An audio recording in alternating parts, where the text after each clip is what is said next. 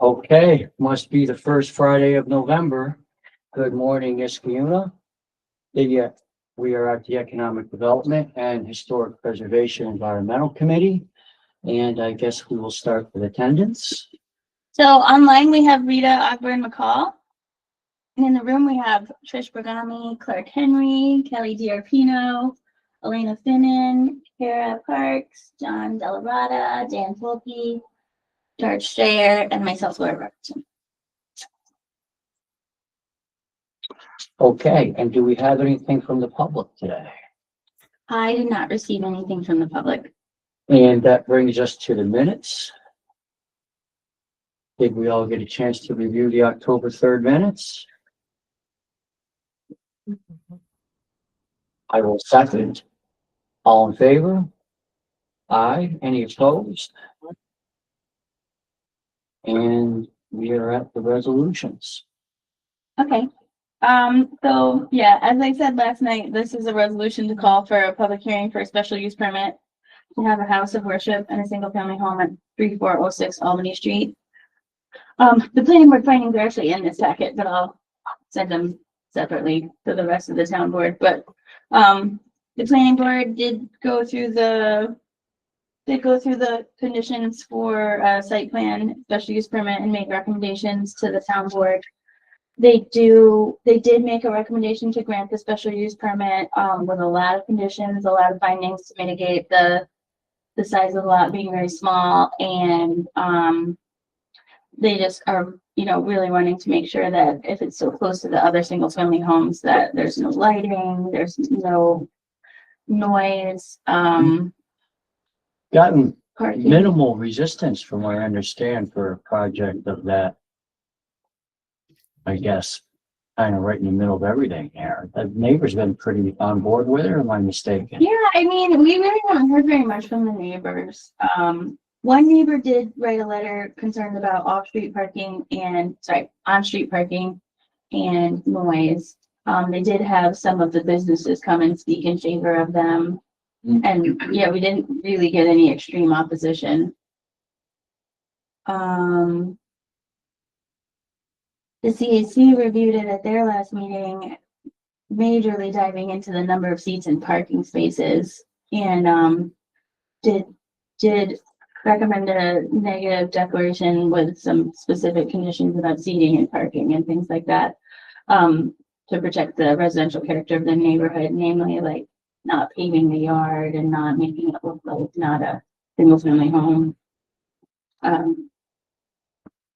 So I'll put all that together and send it out to you guys. The resolution to call for a public hearing would be in the public hearing would be in December, right? Yeah. They do also need to go to the zoning board. So it's kind of like a chicken and an egg thing. The town board's taking action on the use and the zoning board's taking action on the size. We're letting them run concurrently because we're really not clear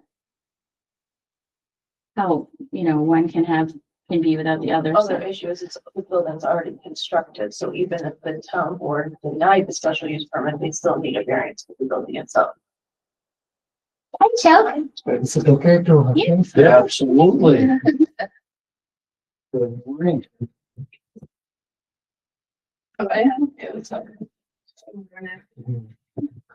Good to see your board member elect. So, Congratulations. I'm very sorry for interrupting the proceedings. Oh, happy to have you. So, did anybody have any questions on that one? the existing building that's there, they would need a variance for it. It was remodeled, right? Or was it already? It was a building permit was put in for a garage, and now they're looking to, Kind of residence. well, I don't know if residents. It's a place of public assembly, like, yeah. So the garage itself fell down on its own. I say on its own. It had a fair amount of building materials piled up against the side that were very heavy, and it probably wasn't structurally meant for that kind of material, and it did kind of collapse. And then for, our code, you can put accessory structure back if it sort of falls down as an act of God or nature. And so they got the permit to put it back exactly where it was, but they didn't put it back exactly where it was. I don't think they're like super, I mean, they built it themselves. They were like 3 or 4 feet off towards the Gasner, Same size or they make it a little bigger? a lot bigger. A lot bigger. The bigger part actually stretches towards the house. The issue is that they went 3 or 4 feet towards Gasner, which they're not allowed to do. And then the other issue is the special use permit. Churches are normally required to be on 2 acres, and this is like a third of 1 acre. Yes, I recall that. So it's not really a boundary line issue. They're not 4 feet on another property, No, just too close to they're like 17 feet from their property line Yeah. that goes toward Gasner, but like originally they were like, 20, 21 feet.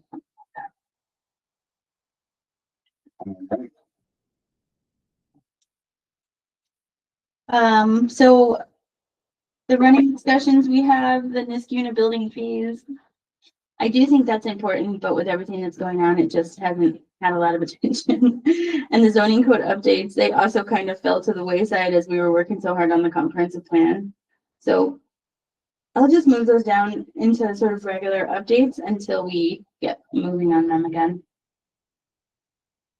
For the planning board report, Dave couldn't be with us. I put his report is in your packet. Oops. He wanted to let you guys know that the 420 Balltown Road signage passed for Community Bank. Glenette, the pavilion received its variance. We looked at a picture of that here, for Glen Eddy Drive, and it passed from the planning board, final site plan approval. He wanted to update you guys on 3406 State Street, the one we just talked about.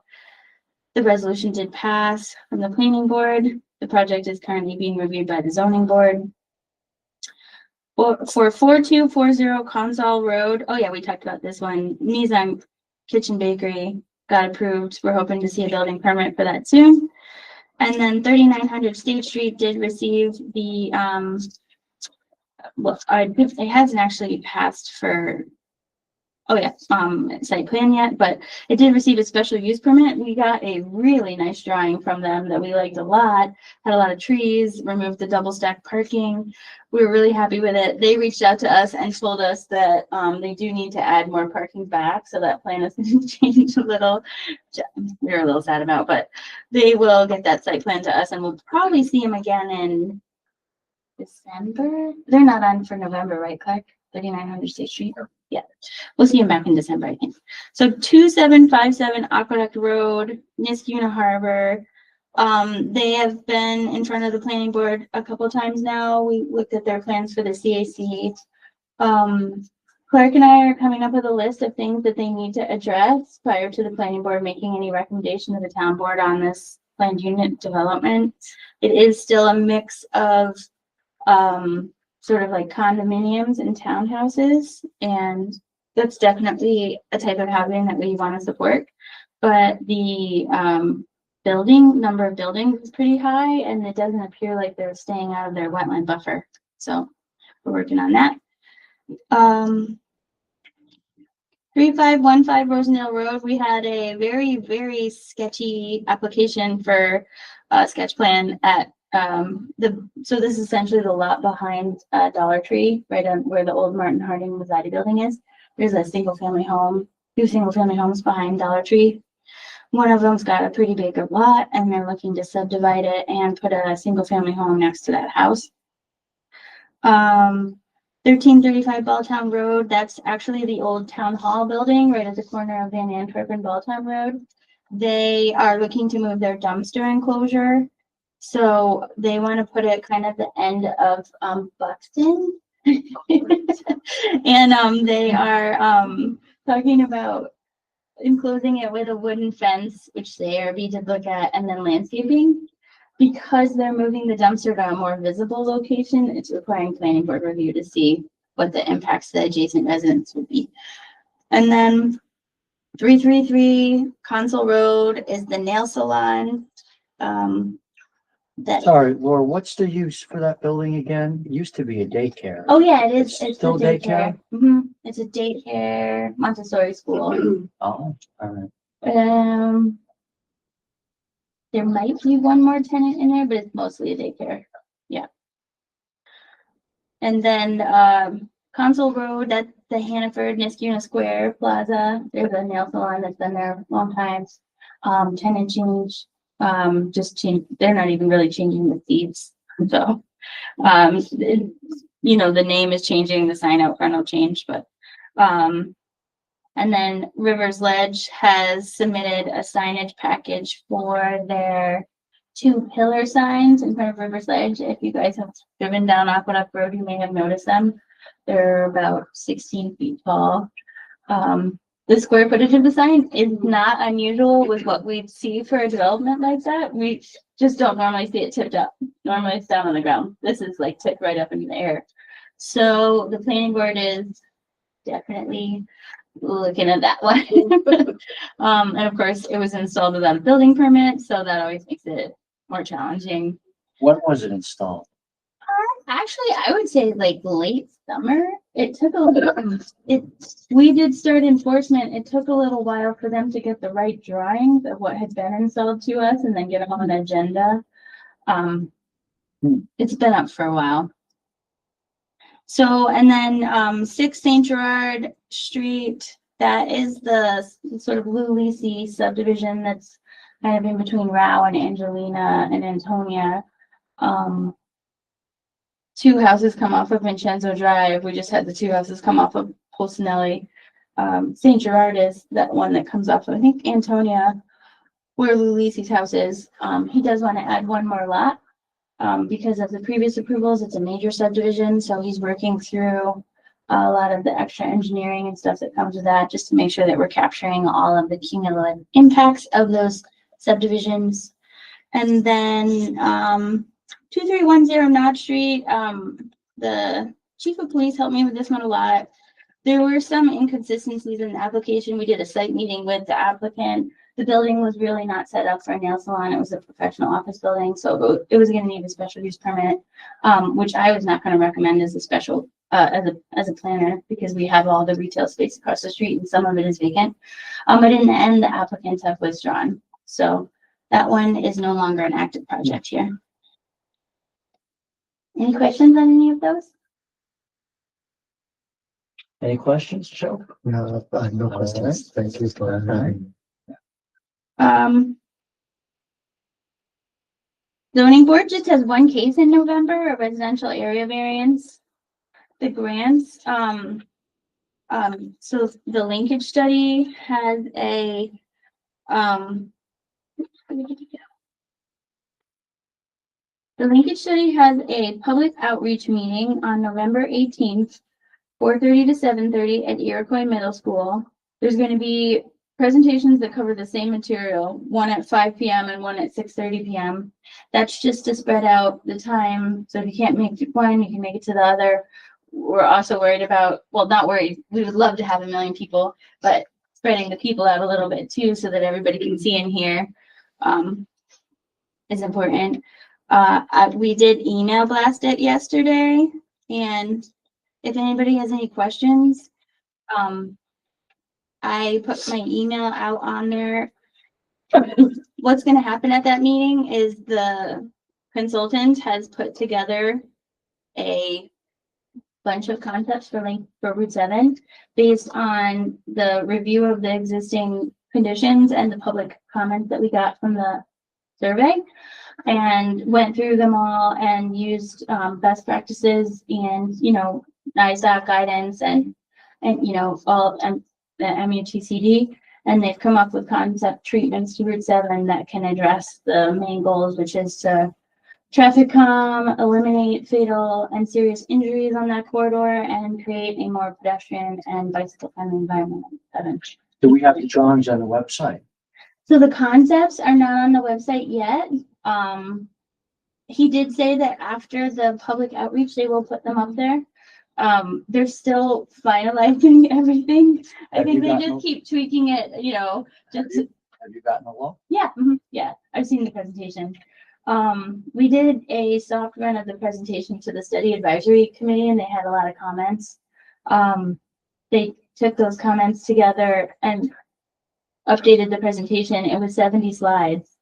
And we were meeting with the Iroquois Village, or sorry, Iroquois Middle School, and the supervisor, Aaron, Kathy Doring was there, and they were like, we need to have less slides. So we spent the entire afternoon yesterday cutting out slides.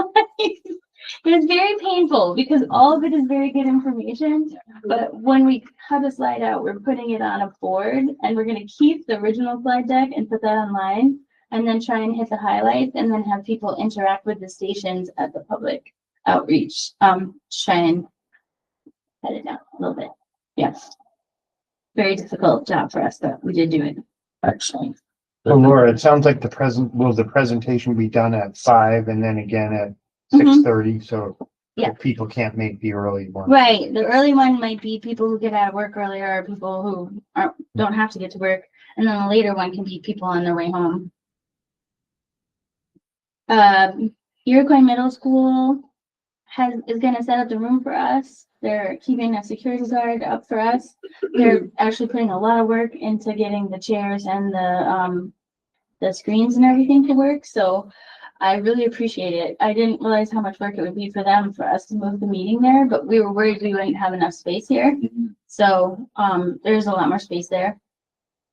But it's a lot of work for them. So I'm definitely thankful of everything that they have been doing to help us. I'm also hoping that it's closer to Route 7, so maybe that'll help more people come. And it's also not a government building, so I'm hoping that'll also help more people come. So, and get the word out as much as you can. You know, the main things, what we talked about is medians, side paths, lane narrowing, curbing, all kinds of things out there to make the road safer. In downtown Schenectady, they're doing something interesting off of Knott Terrace.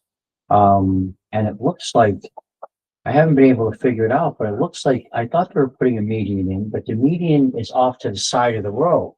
So I don't know if we're gonna do a parking lane on the other side of this median or a bike lane. Oh, sometimes you can have a median that separates the bike lane. Mm-hmm. It encourages people to. And yeah, you'd probably just have parking on one side of the street then, yeah.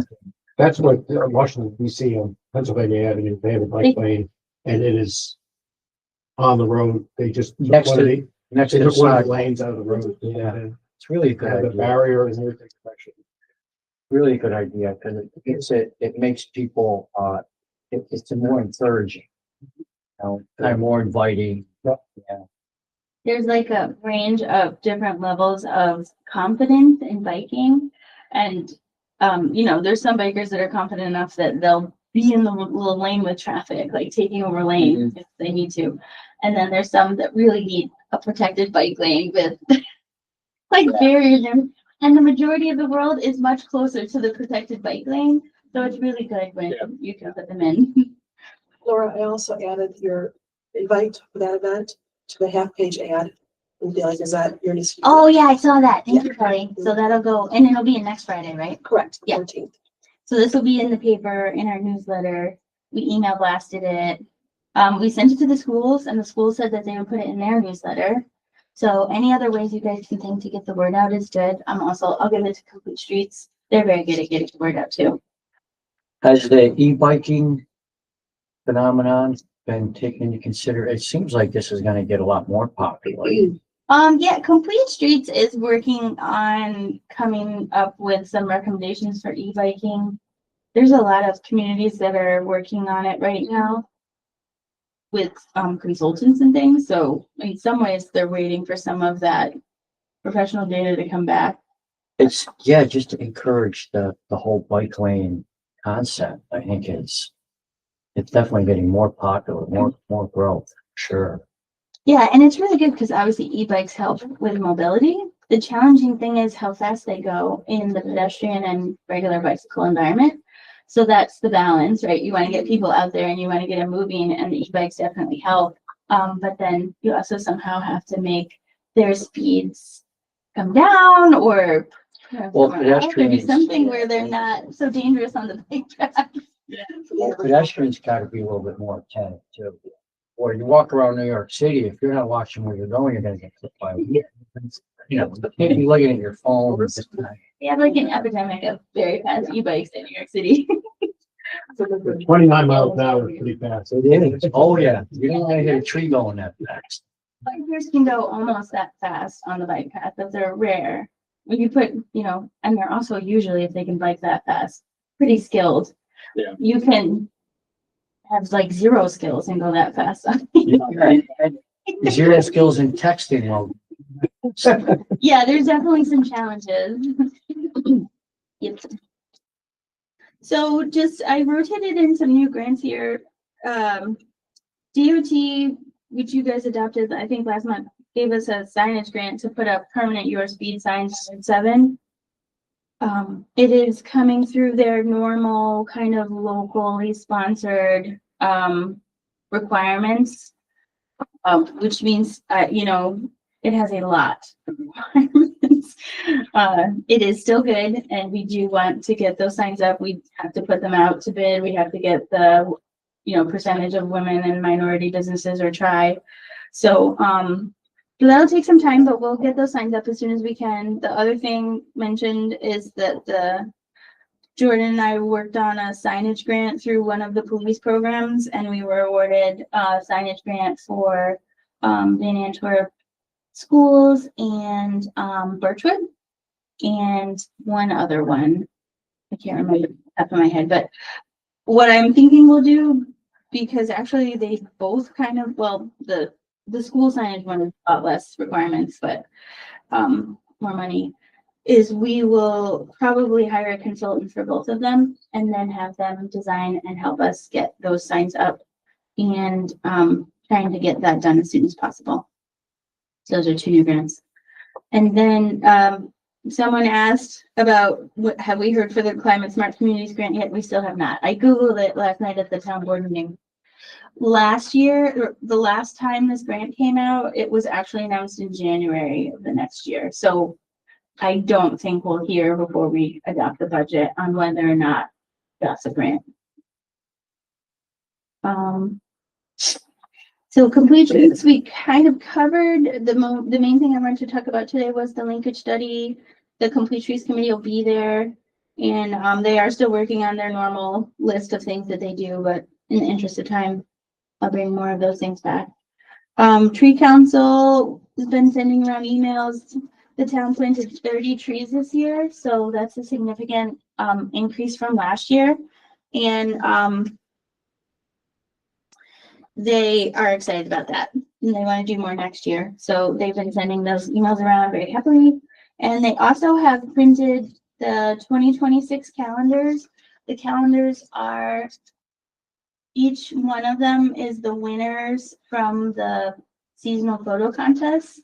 So we've now done 4 seasons, and each time there were 3 winners. Well, the summer actually had 2 winners and 1 second place. And it's very good. So those are the 3 that we're using for that. And it's a beautiful calendar. I have some in my office if you guys want to see them. So they'll be available for people. And We're not selling them though. yeah, we're selling them. Okay, so that's the problem. I mean, we talked about that. I already said to go ahead. Erin told me she was looking for a meeting the next day and nobody came in because we have to collect sales tax at the south. Okay, well, we can do it. I have to apply for an application to New York State to collect sales tax before you can. Well, I think the backup is that this, I just don't want to get us in trouble. right, no, I know. Which is what, that was the information that I had provided to her, and I think she had said she was gonna have a meeting. And then no meeting was had, so I didn't realize we were actually selling them. Yeah, so I didn't realize that we were gonna have another meeting. But I mean, I think the backup is that the tree council itself can do that and just leave the town completely out of it. They're a branch of the town, right? They're not a separate entity, so they can't do that legally. And we have to apply for, I mean, you can apply for it and get it, and like, I think it takes a once we get it, I think you can almost get it in a day. You have to have a certificate, you have to apply the sales tax, and then you have to file the tax return. On the sales tax, I think. Yes. Okay, well, I can do The other option is you could have a suggested donation like we do with pesticide-free signs. But that's where I was talking about, we almost need a separate entity, because we as a town are not allowed to solicit donations either. We have all sorts of fun rules that we have to comply with. So when we had this discussion, my suggestion of it, is there any other like not-for-profit entity that could maybe take this on? And then they could solicit the donations and donate them if they wish, but that's kind of how things, That's the way things should go. yeah. Idea, I mean, and It doesn't sound difficult though to get the sales tax certification. It's probably more no, difficult. I mean, I did it for my own. Yeah. Thing, and it wasn't, I Do you did it for my estimate, but it wasn't. Do you have to have a separate for the sales tax or no? You just got to separate it. and send it in. I don't know if you'd, yeah, you wouldn't have a separate.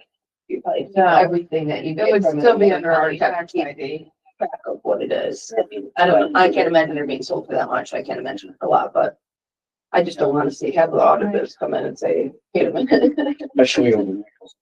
Right. Okay, so I will work on that with you. Go ahead, Derek. Okay, so, the CAC report, first thing, as it was announced, we won the bronze medal award for Climate Smart. It's a big accomplishment, and just a couple fun facts. There were 26 towns that were newly awarded this award, and that's out of 165 throughout New York State that have some various certifications. So it's a big deal for the town. And really, the success of this really depended on people, individuals in the CAC championing various aspects of it. So there were a lot of several people that worked really hard to make this happen. They worked with Laura in the planning department. Really great effort. It's actually a really good certification for the town. It helps us apply for additional grants. Overall, it's a really good thing. Yes, congratulations. That is, it's huge. It opens the door up to not only a lot of money, but just being smart, you know, what we're doing. You know, common sense, smart.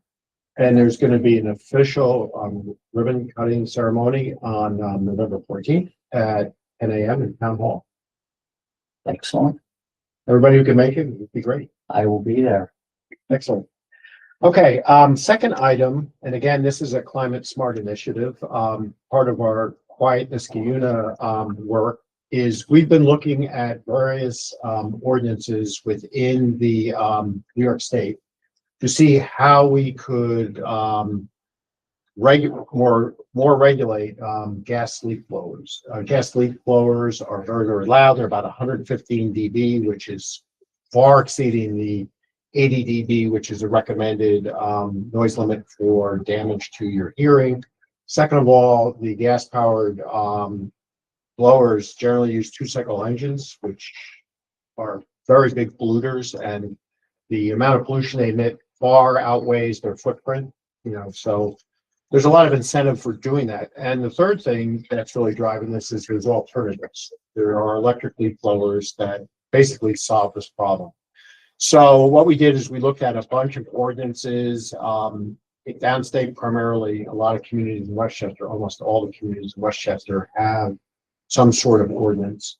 And we recognize that commercial organizations or commercial businesses tend to use gas leak blowers, and where they primarily use them is in leak collection. So what we tried to do is come up with a compromise, and we're proposing restricting gas-powered leak blowers through the bulk of the year. And then from October 1st through December 15th, allowing people to use the gas leaf blowers for leaf collection. We feel this is a very reasonable compromise. We may find we have to adjust the dates, maybe a little earlier, a little later, but what we are asking really is the town board to take a look at this and see how they feel about it. And, you know, the board is supportive of an ordinance in this particular area. We should go forward and draft the ordinance and basically send it through the system. And what we're looking at is if we are going to do this, we would probably want to do it, in the spring or winter or spring. What we want to avoid is, putting an ordinance like this midsummer, because it would be very confusing for a lot of people. We want to give people time to absorb it, adopt it, and make ultimate plans. It seems like it's kind of seasonal, right? It's only, Yep. you're gonna be able to use the gas pump like right now, Right now. Yeah. right now. Yeah, and in some respects, that makes sense because that's where you really need them. Yes. And that's where the commercial businesses really rely on them to do the leaf collection. What we're trying to avoid is, residents and commercial that do their driveway every morning because there's other options, Yes. electric, leaf blower. They're Can handle that still- job really well. They're loud. They're They're loud. still loud and annoying, but you The know. electric one? Oh, I think they're, Have they gotten quieter? yeah, my neighbor uses You one. said your own. Yes, you can hear them, but it's They're not not that louder loud. than, you know. You're like, yeah, it's electric. Battery. So, I think this is a good step. I agree. I agree. Other towns have adopted very similar. ordinance Yeah. as well. So we went through our noise code, and that seems to be the place where the regulation makes the most sense. And we proposed updated language for it. It is in the package for you to review. And this is nothing that the town's gonna go out for a season or two and hang on doors and demand to see your leaf blower. And, you know, from an enforcement standpoint, I'm sure it's something that's gonna take a year or two to settle in and, I'm not sure how you would enforce it, but I think people generally would comply with it. Yeah, I mean, enforcement in our office is typically complaint driven. So we would probably do like what we did with Airbnb is we send out notifications to places that we can see, tell them what the deal is. And then typically people are the ones that say, this is really loud. It's all the time. Can you come and take a look? And then we'll go out and if they are using, you know, a gas powered leaf blower at 6 o'clock. no, but yeah. Hey, how is Those the clubs, Airbnb situation going? Do you have any? It used to be fine. I don't want to jinx it, but we registered, you know, it really hasn't changed since the last time. I mean, we registered 3, I think, of them, or maybe 4. And a couple of them just decided not to be short-term rentals anymore, and they went to long-term rental, which is fine. And then The complaints about people trying to go under the radar or? no, we actually have not gotten complaints about ones that aren't registered. We do, Kevin, our new building inspector, was put in charge of that.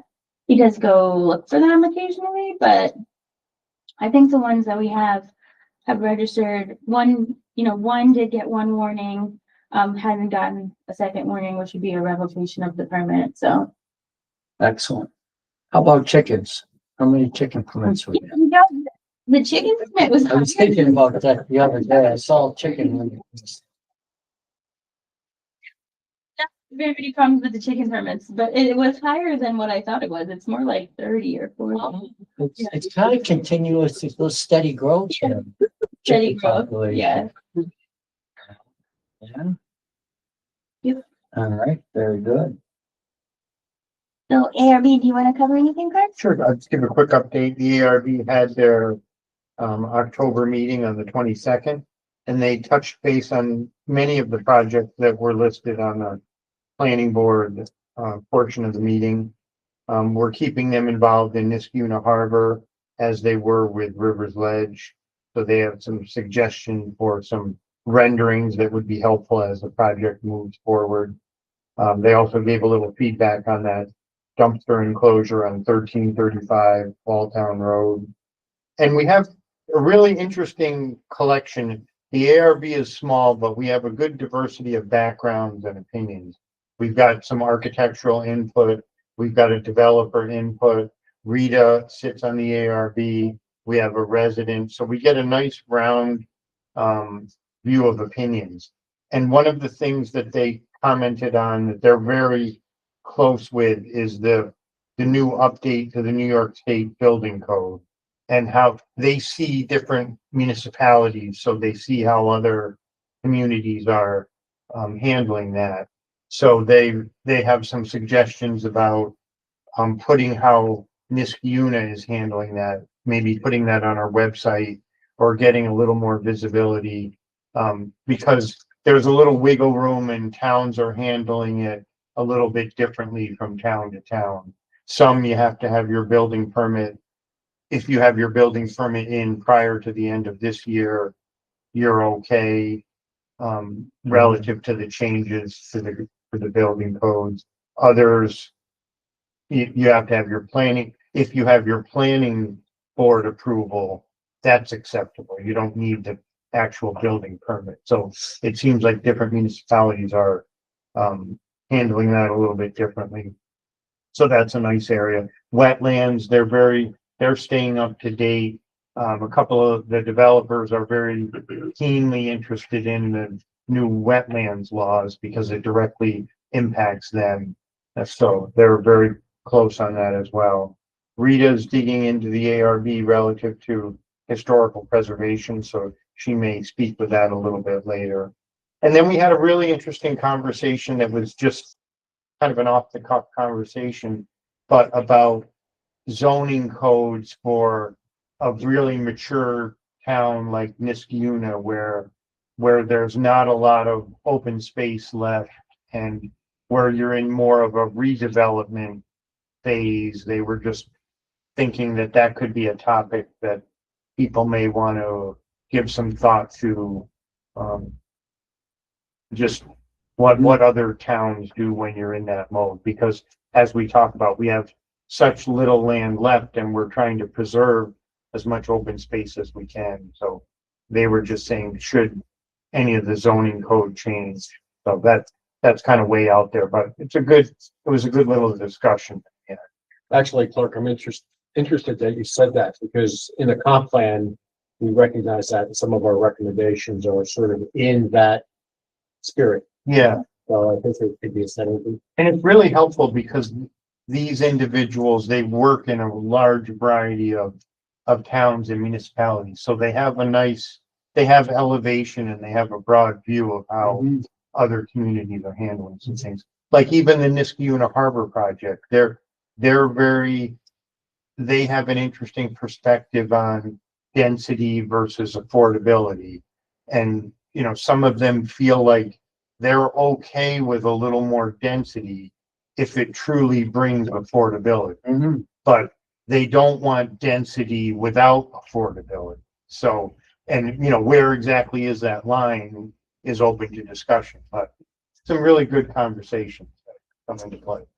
And the residents seem to be, it's a great resource for the residents to set up your architectural review board. It seemed to be taking advantage of it. Yeah, we've gotten a few, the ARB would like to kind of chime in a little bit on ZBA cases where they could be helpful, just to offer their opinion, that they could provide an opinion to the ZBA just as from a design standpoint, architectural standpoint. So, we may try to get that going. And again, they're available for any homeowner, any resident who's putting an addition on their house and they would just like a professional architectural opinion on how to preserve the design integrity of their house.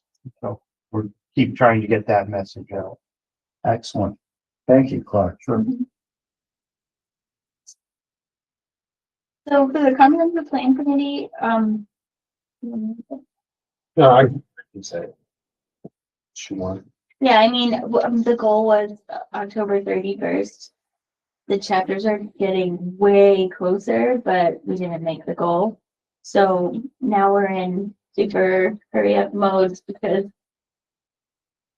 it shifted our timeline. Yeah, I think one of the real challenges here, we have drafts of all the sections and we have a lot of comments, and pulling a document together of this size is actually a big task. And what we want to do is we want to have the opportunity that for the committee to go through this document in detail, to look for consistency, make sure we haven't missed anything. And originally our plan was sort of to do it concurrently, but upon reflection, I think it's better that we take a step back for a little time, make sure that we have it completely flushed out and integrated in a more complete document for submitting it to the board. So what's the timeline I think Laura and I have to discuss that, maybe, in the next year? Sounds like. Yeah, But, so our the 31st was essentially to adopt at the very last town board meeting in December. So I think it would be really difficult without the draft out now to get it adopted in September, but It's not something we should rush. So. Yeah. Yeah, I mean, yeah. Months, like, it's a really important. yeah, right, and the parts that we've been working on, I think, are very good. But again, it has to go through the committee, and, one of the advantages of having a committee with a diverse background is when you go through the document, you're really getting it checked, make sure that it's the right document for the town. We want to make sure that we do that. I think we're gonna be, last meeting we discussed doing a presentation for the town board. Are we putting that up right now too? Okay. Yeah, No problem. well, I think, I mean, not for terribly long, I think it but would- like, it's not gonna be this, you don't. November 8th, I think we do it December 8th would be my guess, we can do it in or December. whatever it is. Yeah, Not Like a the December meeting, maybe? Yeah. I mean, that would, usually it's pretty slow in December too, it's like wrapping up by the year. well, actually, I think it would be really good to have that conversation with the board, because I think it provides the board at least with an initial view of what will be in the document, and it provides time for comments if the board has any comments before they get the document. So we want to have the feedback. Was gonna be either put on the month or December, so I just. Yeah, I think at one point it was like the 18th or something Of November. of November, and that's a challenge for me because I'm not. Who was on these? 18th is the. Yeah. Oh, no, was our original, yeah, it was the original date. So what is the town's commitment level of following comprehensive plan? I mean, is there any tie to the comprehensive plan and what the town has to do? It's really just more of a guidance, isn't it? Guidance, but like when we have cases, like there's Article 78, for instance. The courts, like, that's a document that if you have in place, the courts. You go outside of it, they're gonna really scrutinize it, so, I mean, it's guidance, but it's. Well, you can't actually have a zoning law without your comprehensive plans. I guess my point is, it's like, it's guidance, yes, you can go outside of it, and we have gone outside of it from time to time, but there has to be like a justified reason for it. If you have guidance that says like, this is our plan for the future of Muskeuna, and then some board just willy-nilly says like, well, we don't like that, we want something different, that's not gonna fly. They've got to have some Right. justification.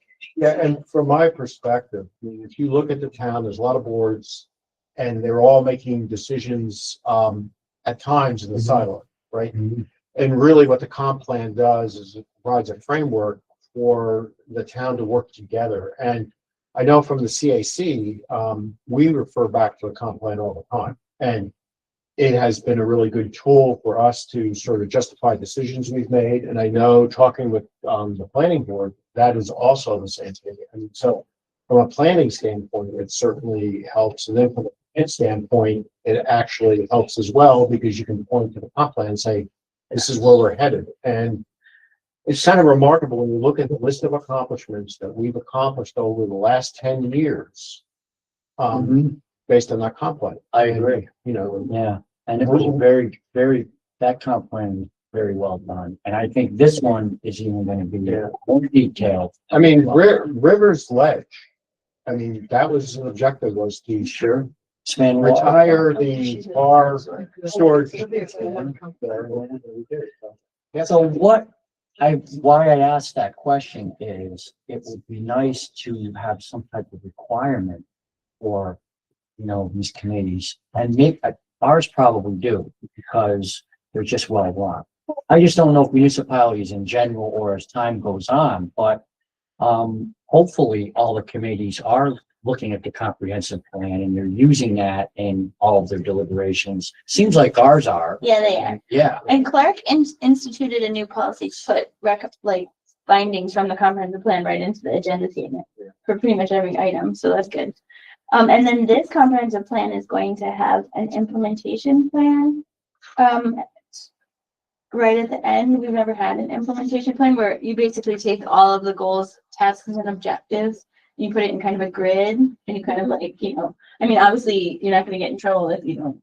But it gives you like a sense of like what department that is, what the time frame, could be, kind of thing, that you can Yeah, and then pull the up a other, couple pages of it, yeah. and then the other thing that the plan is, we recognize that this is a snapshot and things change. So one of the things, we're gonna do is put some appendices in there, which can be updated and then adopted as appendices as part of the plan, particularly, in the area of like historic preservation and what's important in environmental type stuff.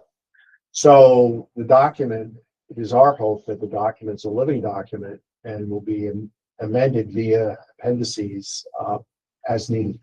Excellent. Yeah. So I think we should rename it to the more comprehensive plan. It really is. I mean, you guys are taking it to another level. It was interesting having, last time we didn't have it, and this time having a consultant. It was interesting to get their perspective on some of the stuff, so that. With the money? For the consultants? Yeah, I We did- think we it's been paid. very helpful. Yeah. They still have a decent amount to do to bring the plan together, so that's the bulk of the stuff they need to do now. They did help with comments on the land use and economic development, which we've been working on. So yeah, I think it was definitely worth the money. Every grant application always has a You question. actually, the conference plan. Is this a part of the comprehensive plan? And Oh. scores show higher points every time. So we started a little late and we have a back-to-back meeting, so for building department enforcement, planning department, I'm just gonna skip those. Metroplex is not here. Do you have anything you wanted to add, Elena? No, I just had the one court case that's, the trial in December, I think. Okay. Rita, did you have anything you wanted to add?